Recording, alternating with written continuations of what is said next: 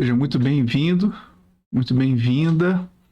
Eu sou o professor Raoni Apaia.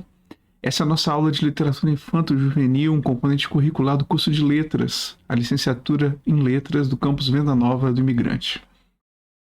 Eu queria falar um pouquinho do tema da aula de hoje. Eu preparei um material que está no link na descrição do vídeo, eu tenho um link de acesso a esse material. E dentro do conjunto de discussões que nós já estamos fazendo na nossa disciplina, veja bem, vou abrir o texto aqui para gente. A gente está pensando agora nas estratégias de como compreender as discussões sobre literatura infanto-juvenil inseridas no debate sobre estética. Observe que vocês, enquanto futuras professoras e futuros professores, vão ser convidados a refletir sobre uma educação estética dessas crianças e adolescentes e como que isso se faz por intermédio de um acesso à literatura, um acervo literário. Um fato muito importante, já foi refletido em outras aulas, é a presença muito forte no catálogo de livros paradidáticos, ou ainda das editoras que trabalham com os grandes prêmios literários voltado para o público infanto-juvenil. Um aspecto muito importante é a presença do maravilhoso nessas narrativas, a presença do conto de fadas. E isso pode, obviamente, levar você a algumas reflexões. Por que esse gênero está tão presente? Dessa forma, nós escolhemos, para a nossa abordagem de hoje, trabalhar com um texto que estava lá disponível no nosso Drive. É um texto da Nelly Novaes Coelho, chamado Conto de Fadas. Esse texto é um texto bem básico, ele faz parte daquela série Princípios, da editora Ática, que é um texto que nos dá uma visão ampla e geral, de maneira sintética, mas ele permite que a gente já levante alguns pontos de discussão, tá bom? Então, quando a gente fala numa educação estética envolvendo a literatura infanto-juvenil, é importante se instrumentalizar com uma reflexão teórica que mostra para mim o papel do conto de fadas. E a gente vai ver que é um pouquinho mais além do que o conto de fadas, entra também uma outra espécie de texto do maravilhoso, que vai ser, obviamente, trabalhado pelo texto da Nelly Novaes Coelho, tá bom? Queria que vocês acompanhassem comigo no roteiro. Eu vou agora aqui, qualquer coisa, eu vou fazendo algumas observações. Foi pedido que vocês fizessem a leitura dos capítulos 1, 2 e 4. Contudo, eu não vou deixar de falar do capítulo 3, que é um capítulo mais rico, e pedir que vocês façam a leitura depois dessa aula, já com essa perspectiva histórica mais apurada, tá bom? Vamos lá. O texto da Nelly Novaes Coelho é um texto já antigo, já é um texto de mais de 30 anos, mas que permanece muito atual nas discussões de sala de aula. A gente continua discutindo muito a Nelly Novaes Coelho. E o primeiro capítulo é um capítulo introdutório que soa muito mais como uma provocação para nós. As fadas estão de volta, é o título do capítulo. Eu trouxe para vocês uma citação, logo no começo do capítulo, lá na página 7. Observe a transcrição que eu fiz aí para vocês. Diz assim: uma das características mais significativas do nosso século é a coexistência, pacífica ou não, entre a inteligência racional cientificista, altamente desenvolvida, e o pensamento mágico que dinamiza o imaginário.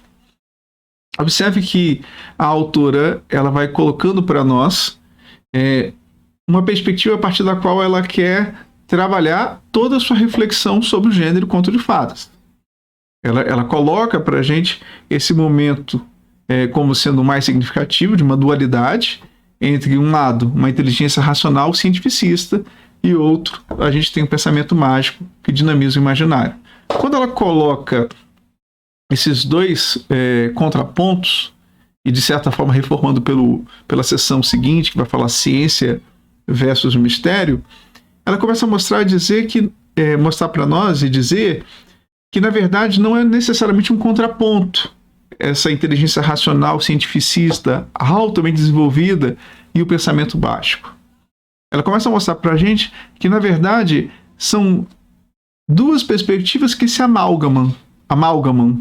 Elas vão se juntando, elas vão se confundindo na medida em que voltamos a ter uma visão mágica do mundo, segundo a autora, pela própria perspectiva da ciência.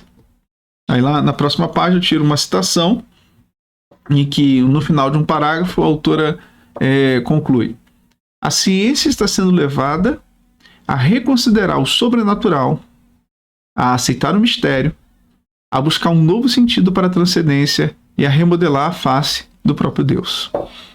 Então, observe que na introdução dela, a professora Nelly Novaes Coelho, ela não só aponta para um possível contraponto, mas como ela vai nuançando isso para dizer que, na verdade, são estruturas que se aproximam, né? A ciência e o mistério estão cada vez mais próximos, né? E aí ela aponta para um caminho do maravilhoso.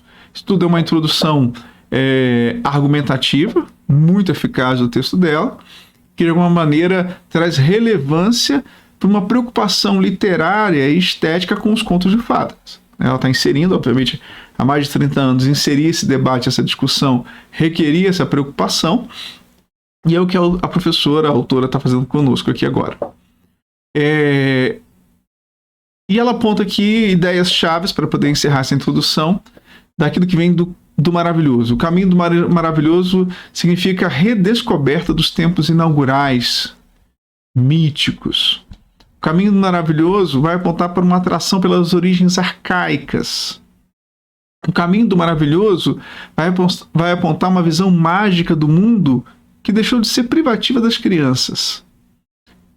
E quando a gente começa a perceber o quanto a autora ela está apoiando o estudo dela em torno do maravilhoso, que nós vamos ver que ela vai dividir agora o maravilhoso e os contos de fadas. Ela vai apoiando a partir da ideia de uma redescoberta de tempos inaugurais, míticos, né? Ou seja, de narrativas que retomam a toda uma tradição mito-poética. A autora está se ancorando em pressupostos poéticos para fazer a sua reflexão. Quando ela traz para si essa responsabilidade, ela obviamente vai se instrumentalizar de, vamos dizer assim, de referências literárias para tentar interpretar essas manifestações que a gente recebe hoje como conto de fadas. E para tanto, no próximo capítulo, ela tem para a gente uma proposta histórica de distinguir contos de fadas e contos maravilhosos. Então, aquilo que ela traz na capa do trabalho dela como o conto de fadas, ela mostra agora, numa perspectiva histórica, que são elementos distintos. Tanto os contos de fadas quanto os contos maravilhosos são elementos distintos. E aí agora a gente vai seguir no capítulo 2 para tentar distinguir isso com mais precisão. Então, na sequência da nossa leitura do texto, a gente permanece ainda em torno dessas narrativas maravilhosas. É assim que ela intitula o capítulo 2. Quando a gente começa a ver o capítulo 2... Opa, aqui, deixa eu voltar aqui no meu texto. Então, dando continuidade ao nosso texto, a gente vai ao capítulo 2. Quando a gente olha para o capítulo 2, em que ela vai falar acerca das narrativas maravilhosas, a gente percebe que há uma preocupação da autora o tempo todo em validar o seu objeto, a sua discussão, a partir do elemento literário. E por isso um elemento que necessita o rigor da estética. Quando a gente fala de um elemento literário, ele tem instrumentos teóricos de leitura que lhe são próprios. Quando a gente vai olhar o literário, por exemplo, do ponto de vista mito-poético, a gente vai usar ferramentas para isso. Então eu quero já mostrar no começo do capítulo 2, o capítulo 1 é uma pequena introdução, nós acabamos de ver, mas eu quero mostrar para vocês, já no início do capítulo 2, como é que ela reforça o ponto de vista que ela apontou na introdução, de que a discussão dela é uma discussão de poética, né?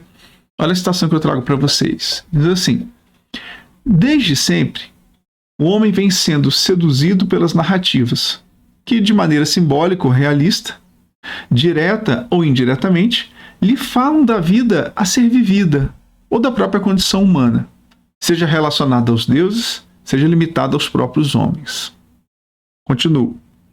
A literatura é, sem dúvida, uma das expressões mais significativas dessa ânsia permanente de saber e de domínio sobre a vida.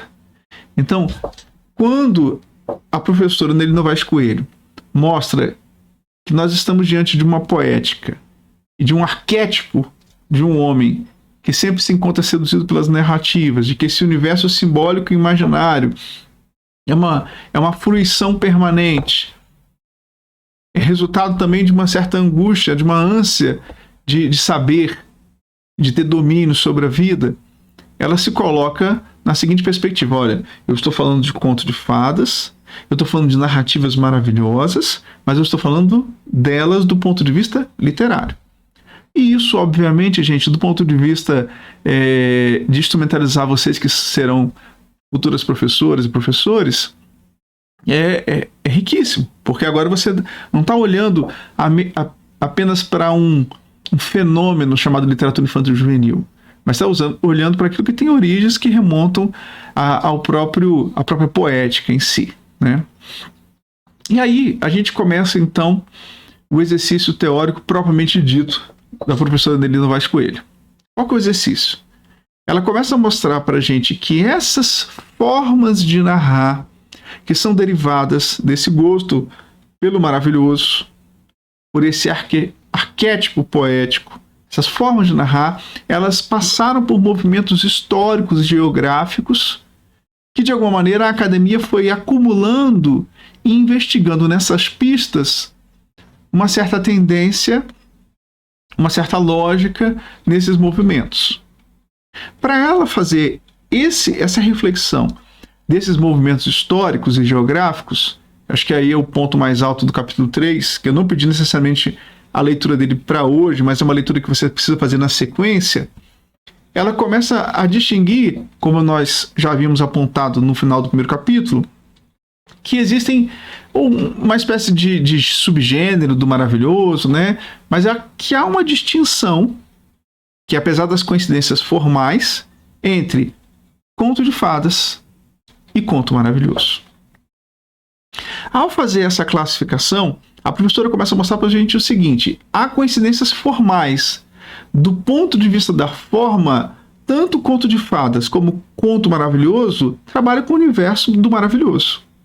Trabalha com o universo, de certa forma, do sonho, do sobrenatural, né? Do místico, do poético, do ponto de vista do espiritual, das transformações mágicas. A gente vai ver isso. Mas existe uma distinção de origem. E ao nível de uma problemática motriz. Uma problemática que mova a construção dos plots narrativos. Do ponto de vista da distinção de origem, a gente vai ler aqui na sequência, os contos de fadas remontam, de certa forma, a uma tradição celta. E os contos maravilhosos remontam a uma tradição oriental.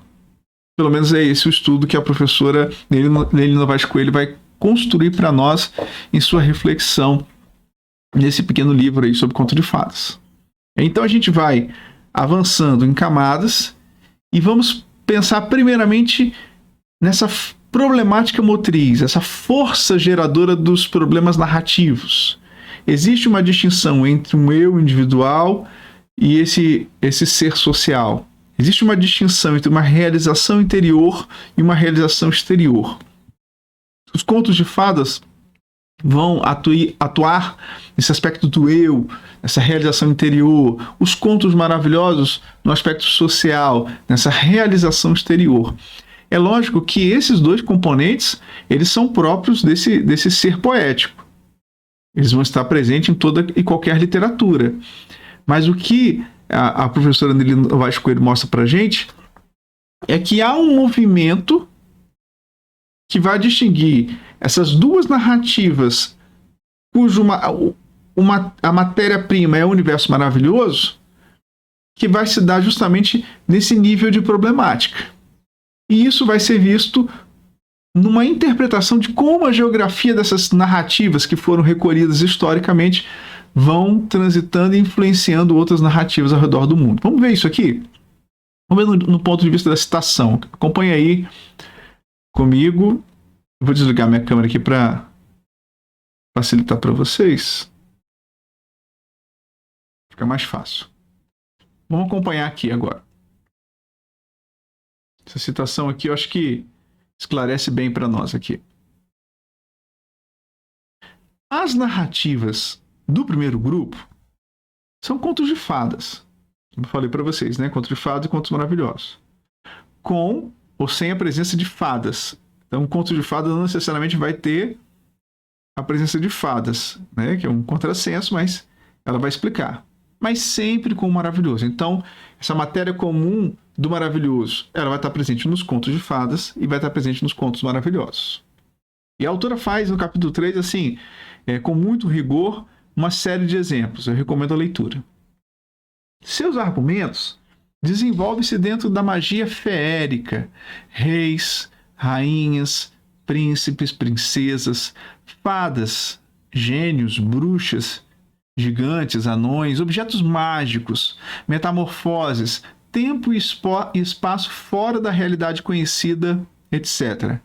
E tem como eixo gerador uma problemática existencial, ou melhor, tem como núcleo problemático a realização essencial do herói ou da heroína, realização que, via de regra, está visceralmente ligada à união homem-mulher.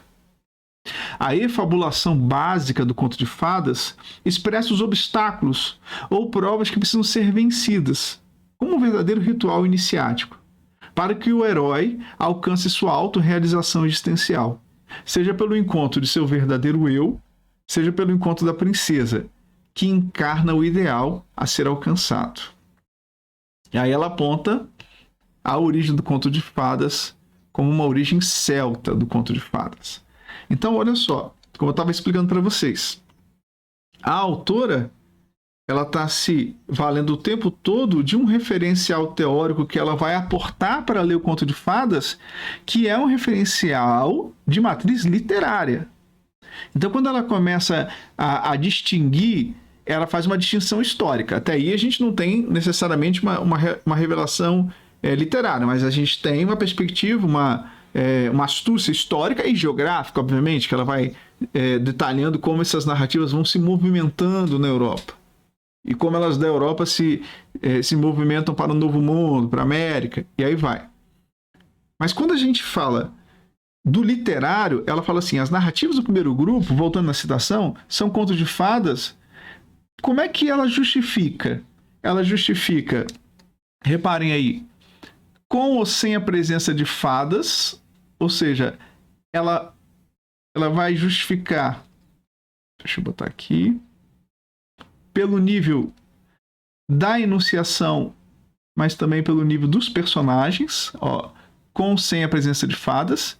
E aí ela começa a fazer um rol de personagens que estão presentes nesse tipo de narrativas. Não são só as fadas. As fadas não são as condições para que nós designemos o gênero, mas há também reis, rainhas, príncipes, princesas. Então, olha só, a primeira análise dela para poder identificar o conto de fadas do ponto de vista literário é dizer acerca dos personagens.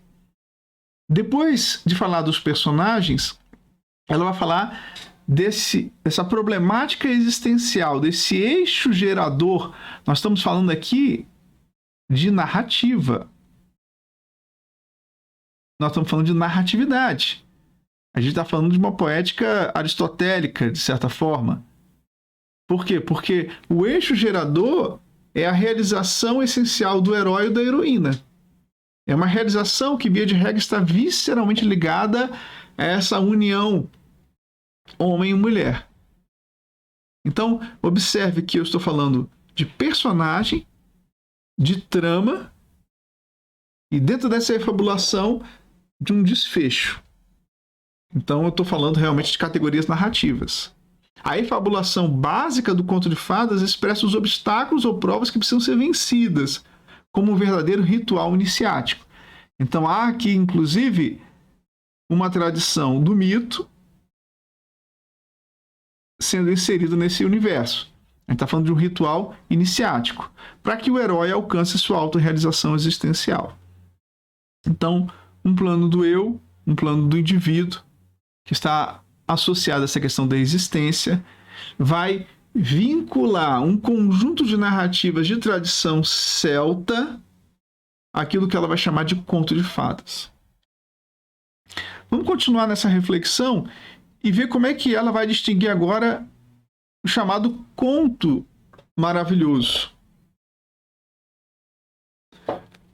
Acompanhe a segunda citação aí, diz assim. Vamos lá. No segundo grupo, temos contos maravilhosos. São narrativas que, sem a presença de fadas, via de regra, se desenvolvem no cotidiano mágico. Animais falantes, tempo e espaço reconhecíveis ou familiares, objetos mágicos, gênios, doentes. E tem como eixo gerador uma problemática social ou ligada à vida prática, concreta. Ou melhor, trata-se sempre do desejo de autorrealização do herói, ou anti-herói, no âmbito socioeconômico, através de conquista de bens, riquezas, poder material, etc. Geralmente, a miséria ou a necessidade de sobrevivência física é ponto de partida para as aventuras da busca. Os contos maravilhosos, como veremos adiante, originaram-se das narrativas orientais e enfatizam a parte material, sensorial, ética do ser humano, suas necessidades básicas, estômago, sexo e vontade de poder, suas paixões do corpo. Então, observe, mais uma vez, a autora está se colocando, teoricamente, como uma autora que se vale de um referencial literário, né? O nome do livro é O Conto de Fadas. Contudo, ao tratar do surgimento desse texto mágico, da possibilidade que a ciência nos coloca de buscar interpretar o mágico, fantástico, maravilhoso, ela começa, então, com o seu aporte de ciência da literatura, a dizer o seguinte, olha, isso que chamam de conto de fadas, na verdade, são dois tipos de contos. Contos de fadas e contos maravilhosos. Nos contos de fadas, não necessariamente nós vamos ter... Perdão. No conto de fadas, não necessariamente nós vamos ter as fadas. O que mais importa é o plano literário, do esquema narrativo que está sendo colocado, os personagens que são arrolados, as tramas, o eixo gerador. Porque há um outro tipo de contos, diferente esse de origem celta, que nós chamamos de contos de fadas. Há os contos dos maravilhosos, um segundo grupo, que são narrativas que, aí sim, sem a presença de fadas, lá era compra ou sem, se desenvolve também no cotidiano mágico. Agora eu tenho animais falantes, eu tenho tempo e espaços reconhecíveis ou familiares, mas são outros tempos e espaços, eu tenho objetos mágicos, eu tenho gênios, eu tenho doentes, mas o eixo gerador é uma problemática social. Uma tradição histórica vindo do Oriente vai mostrar aí uma preocupação com essa autorrealização do herói, mas no âmbito socioeconômico, não no âmbito dessa existência individual. Geralmente, a miséria ou a necessidade de sobrevivência física é o ponto de partida para essas aventuras de busca, tá bom? Então, isso é muito forte, porque a gente vai identificar agora as raízes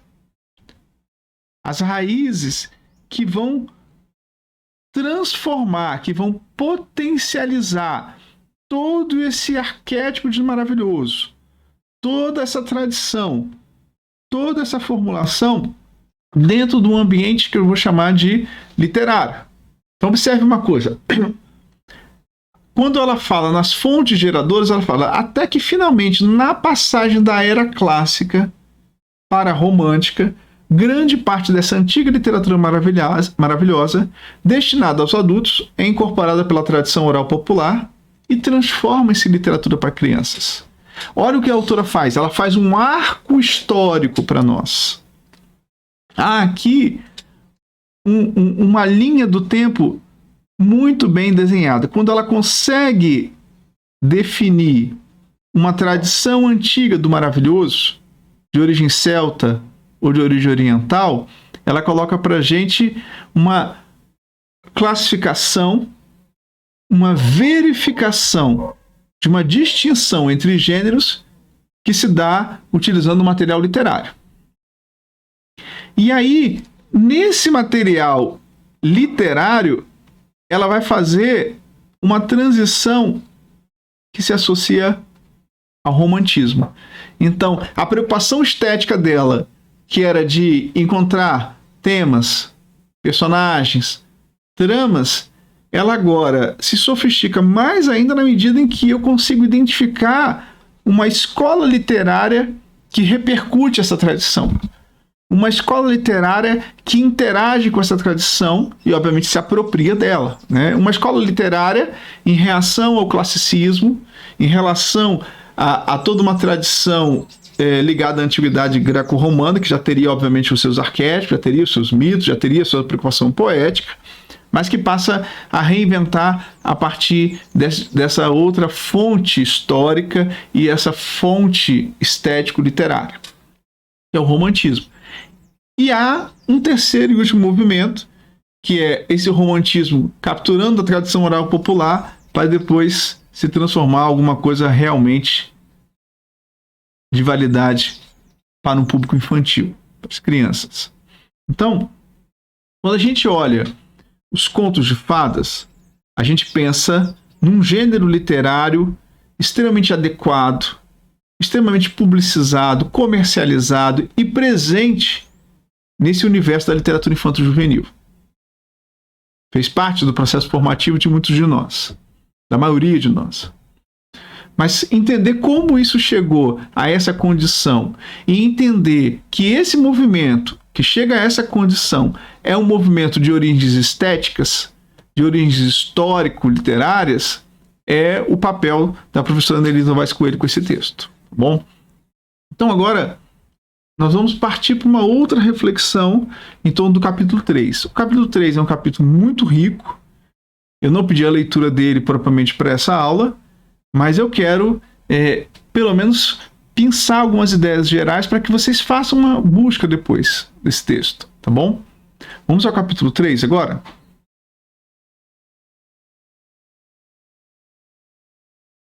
Bem, como eu estava falando com vocês, a gente vai agora ao capítulo 3, chamado As Fontes. Um capítulo que eu não exigi a leitura para a aula de hoje, mas é importante a gente delimitar, né, o raio de atuação desse capítulo para ver o quanto ele é, assim, fundamental para a gente compreender esse arco histórico, né, até a chegada desse romantismo que incorpora toda uma tradição do maravilhoso. Nessas narrativas, como é que fala assim, de origem popular, mas ao mesmo tempo reinventadas, reelaboradas, existe um percurso histórico passado por círculos de intelectuais, eruditos, que a gente vai avaliar agora. Tá bom? Então eu queria que vocês acompanhassem comigo. Olha só, as duas reflexões históricas fundamentais que Annelise Novaes Coelho faz é sobre essas tradições ligadas desse conto, desse gênero maravilhoso, do gênero das fadas, vindo tanto de um tronco dos orientais quanto dos celtas, essas narrativas célticas. O que ela faz isso? Ela mostra que há toda uma tradição que de alguma maneira já se sintonizou com essa realidade. Essa literatura maravilhosa, ela origina desses dois troncos, apesar de haver uma série de registros anteriores a isso. Então ela começa a mostrar uma diversidade de registros e também uma diversidade de eventos históricos, como é o caso do ciclo arturiano, né, do rei Arthur, que vai ajudar numa certa estabilidade para a difusão dessas narrativas em estruturas novelescas. Ela vai também mostrar que há uma espiritualização do mundo europeu em torno de um ideal heróico, amoroso e mágico, que vai criar um ambiente favorável para a divulgação dessas narrativas. As fontes europeias, elas mostram para a gente que há uma circulação de um novo formato de coletâneas de narrativas que tem origem entre os celtas, ou uma origem mais ampla entre os orientais, narrativas orientais, mas que vão, de alguma maneira, se materializando na nova dinâmica da Europa durante a Idade Média. O que a autora vai colocar para a gente? Vai colocar a identidade de pesquisas recolhidas por Straparola e Basile, percebendo tanto no século XVI quanto no século XVII similaridades com as formas atuais. Então, são eruditos ali daquela região da Itália, né? Straparola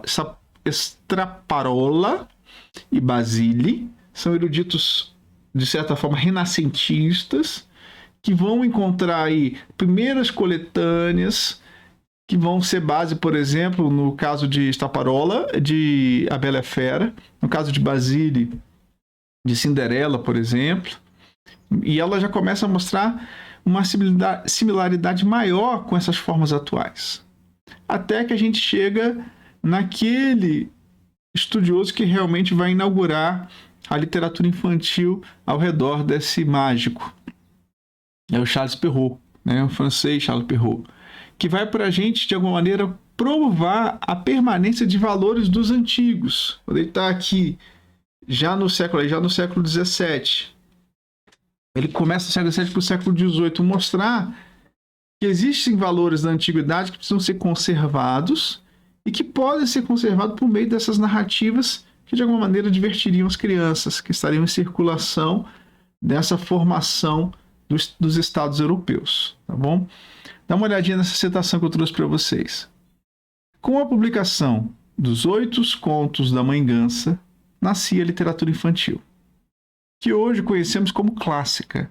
Pela primeira vez são publicados A Bela Adormecida no Bosque, Chapeuzinho Vermelho, O Barba Azul, O Gato de Botas, As Fadas, A Gata Borralheira, Henrique do Tupete e O Pequeno Polegar. Todos eles originários dos antiquíssimos lais ou dos romances céltico-bretões e de narrativas originais indianas, que com o tempo, transformações e fusões com o texto de outras fontes, já haviam perdido seus significados originais. Então, se na tradição essas narrativas surgiram com um propósito, agora, na materialidade que esses eruditos vão dando, mais especificamente Charles Perrault vai dar, nasce-se um sentimento em torno da literatura infantil. É como se houvesse agora a necessidade de narrar para a criança, adaptando toda essa histórica produção desses povos. E aí, essa preocupação científica, vamos dizer assim, ela vai ser o próximo passo no capítulo 4. Porque no capítulo 4, a autora vai falar de todo um exercício intelectual que vai haver na Europa, de tentar encontrar as raízes linguísticas, né, de transformação das línguas europeias, tentar entender a que tronco pertencia cada uma língua, o indo-europeu, o indo-germânico, e começa, nesse gesto de gramáticas comparativas, começa-se a observar as narrativas feitas nesta ou naquela língua para entender um processo de transformação e, ao mesmo tempo, um esforço na busca de identidade nacional. Nós estamos falando da formação dos estados nacionais na Europa, e agora nós estamos falando justamente nesse período do século XIX, em que essa discussão, esse debate está muito forte, sobretudo no círculo intelectual. Então, a gramática histórica e as fadas é um gesto de uma busca científica de interpretação dos troncos linguísticos europeus que vai fazer com que os contos de fada ganhem a repercussão que temos hoje. Então, a gente já viu ali que Charles Perrault foi aquele que, de alguma maneira, deu o passo inicial, mas agora, se a gente for para o tronco germânico, chamados irmãos Grimm, que são filólogos e folcloristas, eles vão, ao recolher da memória popular antigas narrativas, vão surgir esse que é realmente, em definitivo, o clássico dos contos de fadas. Olha a citação do País 74. Com a perspectiva do tempo... Contos de fada para crianças e adultos. É o título, né? Com a perspectiva do tempo fácil é percebermos que hoje, que a atração pelo maravilhoso popular no início do século XIX não se deveu exclusivamente às pesquisas linguísticas, que então se intensificaram, mas também a uma tendência generalizada na literatura de fins do século XVIII para descobrir possíveis mistérios por trás das aparências do real comum ou para satirizar o racionalismo, que procurava explicar todos os fenômenos, inclusive os do comportamento humano. Então, o que a autora vai dizer é o seguinte: há um movimento histórico feito por círculos intelectuais de recuperação dessa narrativa. Há um movimento histórico, já agora no século XIX, de gramáticos comparativistas que vão tentar entender os processos de transformação, estão construindo um esforço na busca da identidade nacional, mas esse movimento precisa ser ponderado. Ele precisa ser ponderado porque ele não é único e exclusivo, veja bem, de um interesse fortuito para tentar catalogar o popular.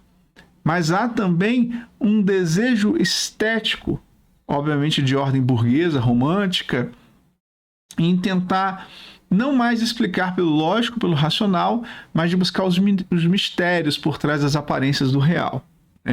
Lembra que o momento do romantismo é um momento de gosto pelo mistério, pelo difuso, pelo diáfano. Então, a figura dos irmãos Grimm e, obviamente, a repercussão que a narrativa recolhida por eles vai dar nessa coletânea de contos de fada para crianças e adultos é justamente também respondendo a uma preocupação estética desse momento. Então, Grimm e Perrault, as fontes como fundo comum. A gente vai perceber, tanto nas narrativas que Charles Perrault levanta, quanto a dos irmãos Grimm, que elas, de alguma maneira, elas são oriundas de textos muito parecidos, que se aproximam em termos temáticos, em termos de fontes. Vamos dar uma olhada nessa citação aqui. Estou aqui sinalizando para vocês. Em todos, ou seja, em Grimm e Perrault, o sobrenatural, o maravilhoso, as metamorfoses, o destino são a grande presença. Em todos, há sempre grandes provas a serem vencidas para que as personagens alcancem o que desejam. Entre o real do cotidiano e o mistério do imaginário, desaparecem as fronteiras, mostrando a vida como algo muito difícil de ser enfrentado, mas talvez por isso mesmo, extremamente valiosa e merecedora dos mais extremos sacrifícios. Tanto em Grimm como em Perrault, predomina a atmosfera de leveza, um bom humor ou alegria, que neutraliza os dramas ou medos existentes na raiz de todos os contos. Daí essa literatura entender-se tão bem com o espírito das crianças. Então, observe que já em Grimm e Perrault, há um gesto de que toda essa tradição mítica que é popular, que tem uma origem histórica e geográfica detalhada, que tem um recolhimento que mostra que as suas fontes são comuns, que existem coincidências muito grandes, elas passam a ser incorporadas de uma maneira mais tênue, com uma certa atmosfera de leveza. Olha o movimento histórico se tornando também um movimento estético. Olha só, uma preocupação de intelectuais sendo também uma preocupação escolástica, ou seja, de adequar aquela narrativa que sempre circulou a um novo tipo de gosto, de adequar aquela narrativa que sempre circulou a uma nova realidade comum. Que é um movimento que a gente vê, por exemplo, quando a gente vai visualizar um conto de fadas no cinema. Você vê uma preocupação do cineasta em adaptar para um gosto comum, para ganhar o maior número possível de leitores, de espectadores. Aqui mesmo o movimento acontece. Mas esse movimento acontece de maneira mais intensa em Andersen.